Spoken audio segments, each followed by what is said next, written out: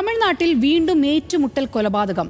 കോട്ടുരാജ എന്നറിയപ്പെടുന്ന കുപ്രസിദ്ധ കുറ്റവാളി അഴകരാജിനെ പോലീസ് വെടിവെച്ചു കൊന്നു. പിടികൂടാൻ ശ്രമിക്കുന്നതിനിടെ വെട്ടുകത്തി ഉപയോഗിച്ച് ഇയാൾ ആക്രമിക്കാൻ ശ്രമിച്ചുവെന്ന് പോലീസ് പറയുന്നു. സ്വയം രക്ഷയ്ക്കായി വെടിയുതിർക്കുകയായിരുന്നുവെന്നാണ് പോലീസ് നൽകുന്ന വിശദീകരണം.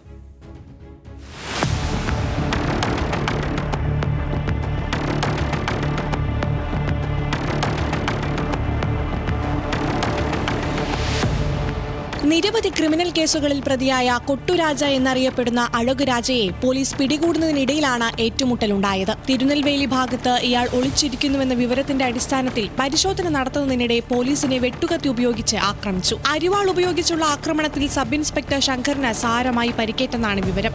ഇതോടെ സ്വയം രക്ഷയ്ക്കായി പ്രതിക്ക് നേരെ വെടിയുതിർത്തുവെന്നാണ് പോലീസ് വിശദീകരണം.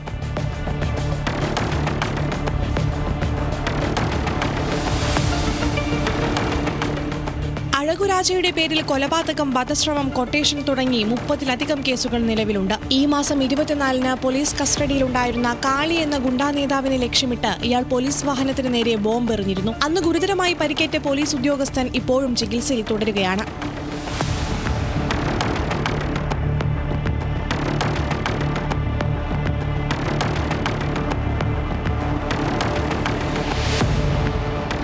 വാഹനത്തിന് നേരെയുണ്ടായ ആക്രമണത്തിൽ പങ്കുണ്ടെന്ന് കണ്ടെത്തിയതോടെ അഴകുരാജിനെ പിടികൂടാൻ ഒരു പ്രത്യേക പോലീസ് സംഘത്തെ രൂപീകരിച്ചിരുന്നു. National desk, news Malayalam.